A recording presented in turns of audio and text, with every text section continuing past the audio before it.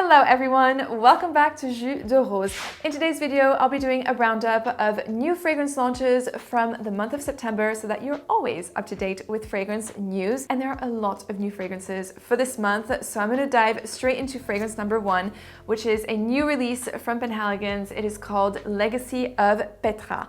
And this perfume, I'm going to tell you right now, is definitely worth getting a sniff. It is absolutely beautiful and amazing, 100% Jus de Rose approved. So this perfume is warm, it's resinous and balmy. You have notes of myrrh, there's also vanilla and licorice. This is so beautiful. I would say this is a first cousin to Angel's Share by Kilian. So if you like Angel's Share, you'll probably also really enjoy Legacy of Petra.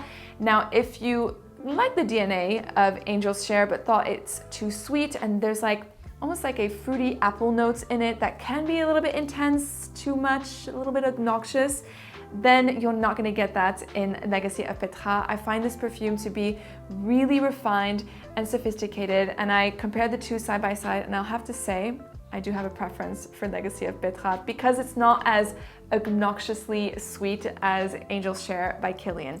With regards to the performance on my skin, it lasts easy 10 hours plus with a moderate projection. Next up, we have Burberry Her Elixir de Parfum. So this is the new flanker addition to the Her family from Burberry.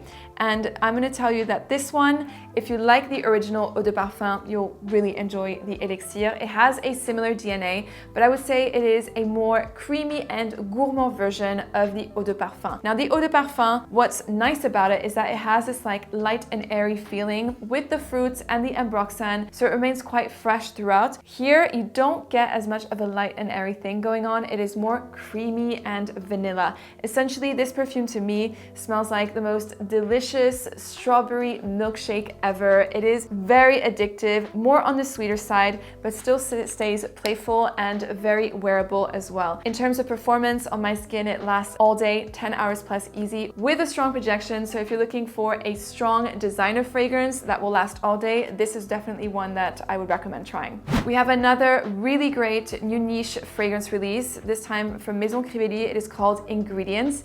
Now this is part of the Extrait de Parfum collection, and it is my favorite from this collection by far and my favorite new release from Maison. I've already included it in 2 YouTube videos. I think it was in my fall fragrances for women, but also for men. It was perfectly unisex.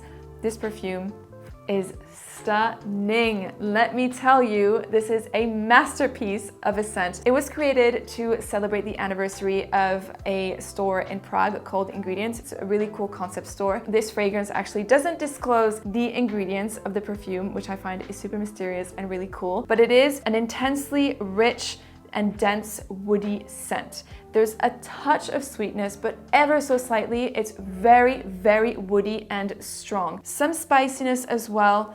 A hint of black tea going on in the background. It's predominantly woody, and that's what I find makes it perfect for the colder months. It is a very powerful fragrance. This is one that would last days on end on clothes if you didn't wash them, and also on your skin, by the way. And the projection is super strong, so only a few spritzes is enough. It's giving me chic hipster vibes. I love it, and I recommend you go and try it as well. Next, we have a new addition to the J'adore family from Dior. It is called J'adore Parfum d'Eau, and what's really cool about this fragrance is the fact that it has an alcohol-free based formula. So on the website, it's written that this fragrance contains flowers and water, and that is it. And I think that is so innovative and so cool because sometimes, when you overspray your fragrance, you can get a little bit of irritation, in delicate areas of the skin, on the neck.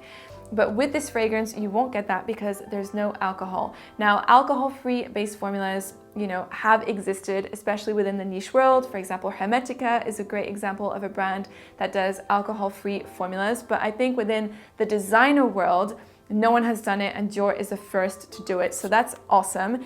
And I find that the mist and the formula itself is amazing. So the mist is super fine. It diffuses really beautifully on the skin. It has a bit of a milky consistency all whilst not leaving like your skin oily or anything. It is very, very nice. Now, as for the scent itself, it is a modern interpretation, I would say, of J'adore. It is fresher, cleaner smelling, and muskier. You have the addition of neroli, you still have the jasmine, and there's also some Chinese magnolia. Overall, it is fresher and lighter smelling.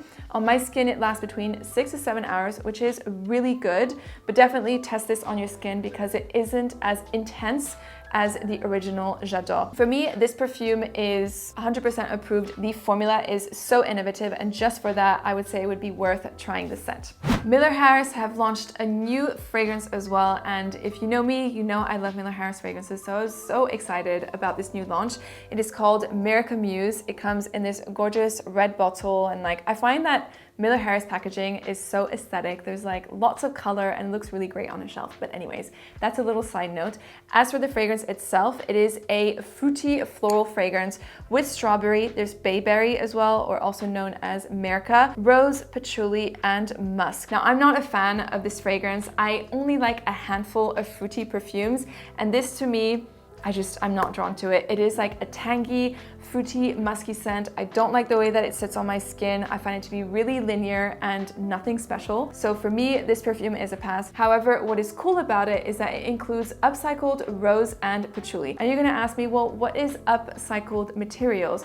Upcycled materials are basically transforming waste materials as like a byproduct of production and making them into something new. So I think that's awesome. Like there's a few brands that have done that in the past. I think the first brand that did this was Libre d'Orange with their fragrance called I Am Trash, which was created with perfume waste. And I think that's awesome. So I like the sustainability approach of the brand, but for me, as far as the fragrance itself goes, it's gonna be a pass. Next, we have a new exciting launch from Paco Rabanne, which is called Fame. So last year, Paco Rabanne launched a brand new masculine pillar called Phantom, and this year they're launching a new feminine pillar called Fame. So both of these are like little robot bottles, kind of gimmicky. I don't think I would display this on my vanity. I don't like the way that it looks, but it's not just about the packaging. It is also about the fragrance itself. So I got myself a sample, and so Fame, I think, has a really charismatic and very nice opening. It's a type of fragrance that will draw you in, and it is different to other designer fragrances. And what makes it different is a very clear, prominent note of mango, which is so nice and so unexpected. So it has a bit of like this exotic touch, and you have also a lot of vanilla that comes through. So the sweetness of vanilla is present from the beginning, and it mixes in with the mango to create this like almost like creamy mango yogurt. It's very nice and really will draw you in. My problem with this perfume is the dry down and the development. This fragrance, after a few hours, dries down very, very generic. It's like a sugary mess on my skin. It's as if you were basically in a Sephora store at like 5 p.m. and like the store has had hundreds of perfumes sprayed around and like the air is saturated with like lots of different designer scents. That is what the dry down of Fame smells like on my skin. It is kind of disgusting, and I would not go out and purchase this fragrance. If only the beginning, the opening of the fragrance lasted all throughout the development, it would have been a great fragrance, but the dry down is so disappointing, and also it only lasted around 5 hours on my skin, which is pretty bad because it is quite an intense fragrance. When you first spray it, you're like, okay, this will last, but it doesn't last either. So for me, this fragrance is a pass and I would not recommend it. M.Micallef has launched a new fragrance called Soleil Passion. This is a juicy, fruity fragrance with like a marine-like notes. And the brand describes this fragrance as a fruity splash, and it is truly that, a splash of fruit. You have some strawberry, pomegranate, there's rose, ambergris, and musk. I'm gonna say it would have been a really, really great perfume if it wasn't for the fact that it had this like marine fishy note that really came out on my skin, but I also spray it on the blotter and it truly bothers me. It's not enjoyable to my nose. So for me, this fragrance is a pass. If any of you have smelled this, do you also get this note? I don't know if it's an overdose of cologne, which is a synthetic ingredient that gives like a marine-like feel to a perfume.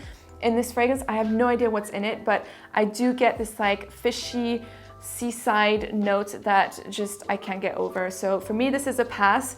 Give it a sniff. Let me know in the comments down below what you think of it. If you get something similar or not, I would love to know. But yeah, this fragrance for me is a big miss. Next, we have the new fragrance from YSL, Libre Le Parfum. Now the question is, do you need to add this fragrance to your collection? If you already own Libre, the intense version, you don't need Libre Le Parfum. They're very similar. There's some differences. So for example, in the Libre Intense, you can still smell the lavender that is more prominent, I would say, versus the Libre Le Parfum. Libre Le Parfum is sweeter, it is more, well, intense, and doesn't have that aromatic note of lavender, which I find in the dry down, you do get a little bit of a difference there. It's not, I would say, as refined as Libre Intense. So between the two, I would recommend Libre Intense. I don't think you need Libre Le Parfum, and I think also the Intense is more affordable. So Libre Le Parfum is a little bit redundant in my books, so I would say this fragrance is a pass. Probably one of the most anticipated new niche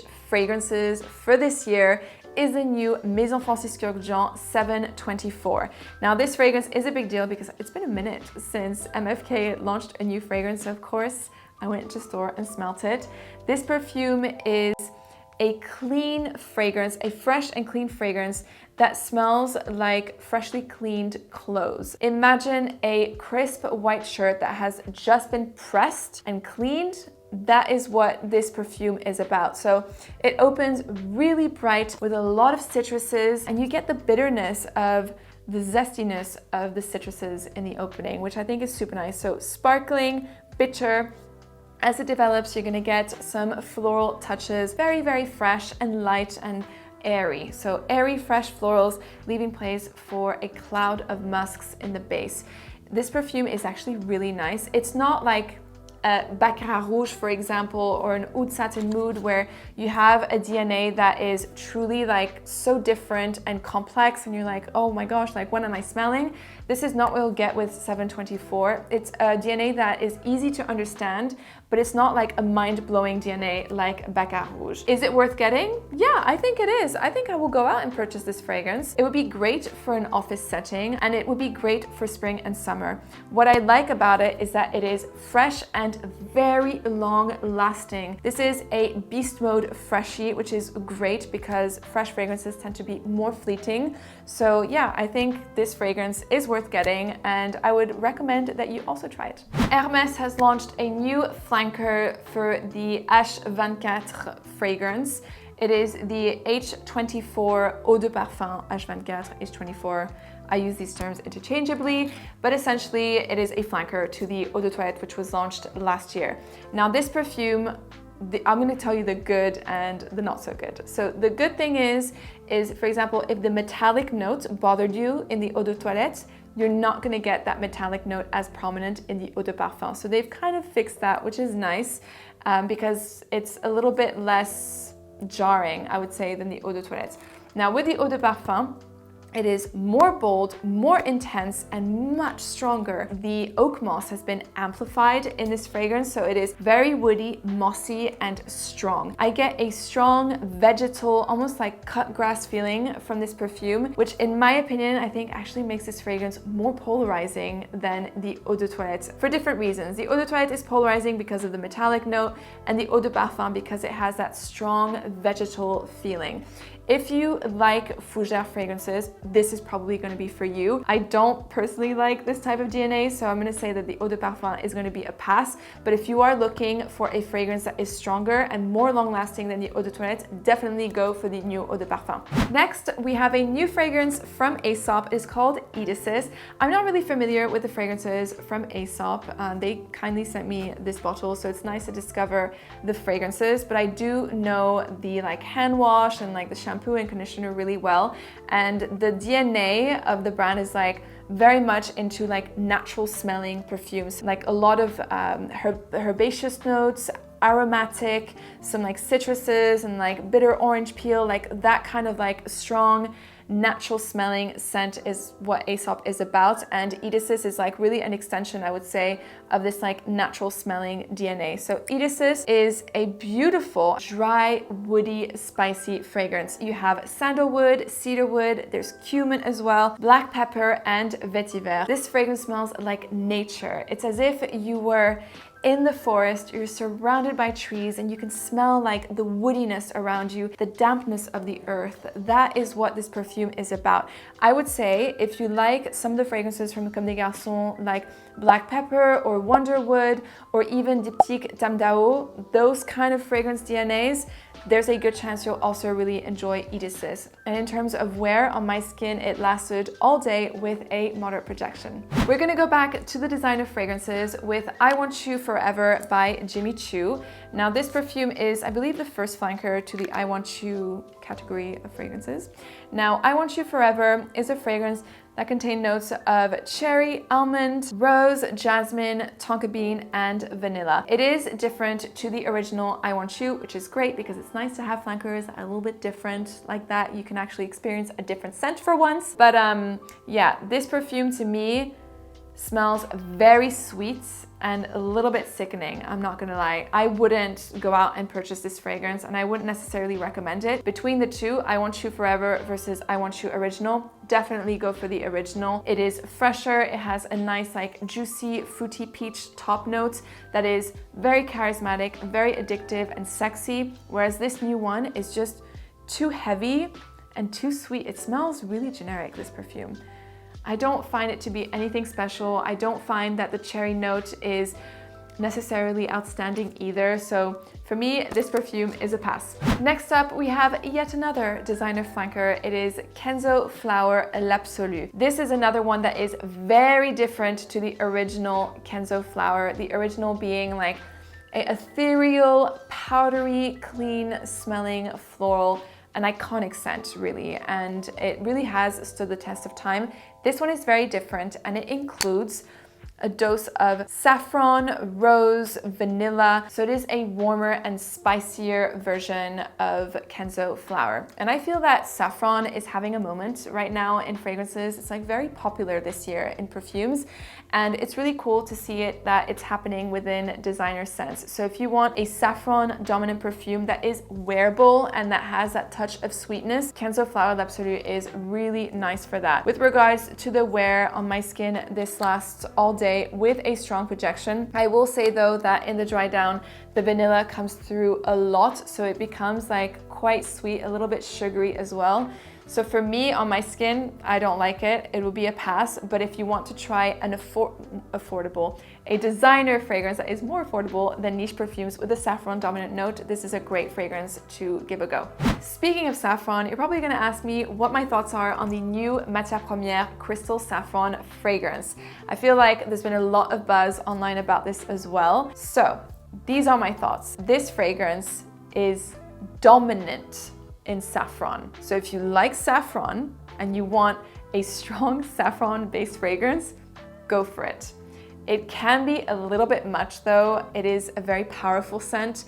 It is like amongst like the beast mode category, I would say. So be a little bit wary with the sprays, but if you like strong fragrances with specifically a saffron dominant note, you're gonna really enjoy it. There's also ambroxan in the perfume. And what I like about the scent is that, yes, it's very strong and powerful, but there's like a légèreté, like a lightness to the perfume, which I think is what ambroxan brings. It's like, yeah, a crystalline feeling about it, like a light airiness, but mixed with like the power of saffron at the same time. It dries down smoky, a touch sweet, a little bit leathery as well. Very interesting perfume. Is it the best from the brand? I think there are other fragrances from the brand that smell better in my opinion, but I think it is a very creative perfume. For me, I'm still a little bit in a limbo with this fragrance, but I do invite you to try it if you're looking for something different. Next, we have Santal Calling by Ex Nihilo. It is a sandalwood-based fragrance, so of course I ran into store to smell this, being a sandalwood fan, and it did not disappoint. So this perfume is not your typical very creamy, milky sandalwood, although it does say that it is more of like a milky scent. I find this perfume to be very light and airy. It's quite an ethereal sandalwood perfume that I wouldn't necessarily associate with like the autumn and winter season, so like the colder months. It's a perfume that you can easily wear all year round. To me, this fragrance is a hybrid between In Paradise Riviera, also from Ex Nihilo, and ingredients from Maison. If these two fragrances had a baby, Santal Calling would be it. It has this like fresh, clean, floral note of In Paradise Riviera with like a light milkiness to it as well, like that like light fluffy feeling from In Paradise Riviera, and then the woods and the addictiveness of ingredients, but of course a much milder, much lighter note of ingredients within the scent. So it is very nice. Longevity, I'm not sure, I haven't tested it on my skin. It smells as if it could be on the lighter side. So I'm not sure this is a fragrance that will last forever on the skin. With Ex Nihilo, it's a little bit hit and miss in terms of performance. Some fragrances are great, they last 12 hours plus, others can last for like only a few hours. So I would definitely test this, don't blind buy it, test it on your skin because the fragrances are expensive from Ex Nihilo, and see how it develops and stays on your skin. And finally, we have the new oud fragrances from Guerlain, which is part of the L'Art et la Matière collection. Oud Kohl, Oud Nude, and Cherry Oud. So, Oud Kohl. First off, what does this fragrance smell like? This is the one that I find to be the most polarizing from the collection. To me, this smells like a skanky oud mixed with fabric softener. So like a fabric softener, clean musk that is very bright and soft and white and cocooning, mixed with like a very strong oud. And it's like kind of a battle between like a beastly oud and the cleanliness of musk. And eventually the beast in the oud comes out in the dry down and overtakes the cleanliness of the musk, which is why for me this fragrance is going to be a pass, but that may appeal to some of you. Next we have Cherry Oud, and this one I was like, okay, this is gonna be cool, like a cherry dominant fragrance with like oud, like that hasn't been done before, that's gonna be great. It's a little bit disappointing, to be fair. It is more rose and oud together. The cherry is there. It brings like a little bit of a fruity touch, but it's really more about the rose and the oud, and it's the least interesting from the collection, in my opinion. Finally, we have Oud Nude, and this is, in my opinion, the best one to try from the collection and to get. It has a sweeter note, not a gourmand per se, but it has an almond note, and funny enough, I get more of a cherry vibe from this fragrance than from Cherry Oud, like a light cherry almond vibe that is so nice, so addictive. It is really beautiful, and it's the one that I think is the most likable, easy to understand of the three. With regards to performance, I haven't tried them on my skin, so I wouldn't be able to say, but definitely sample these perfumes. They're very expensive. Like Guerlain really increased their pricing, I think it was at the beginning of this year or last year, with the L'Art et la Matière collection, and yeah, you want those fragrances to last on your skin because they're expensive, so sample always before you buy. And that is it for today's video. I hope you enjoyed it. Let me know in the comments down below if you've tried any of these fragrances and what you think. I would love to know. Thank you so much for watching, and remember, spread the fragrant love.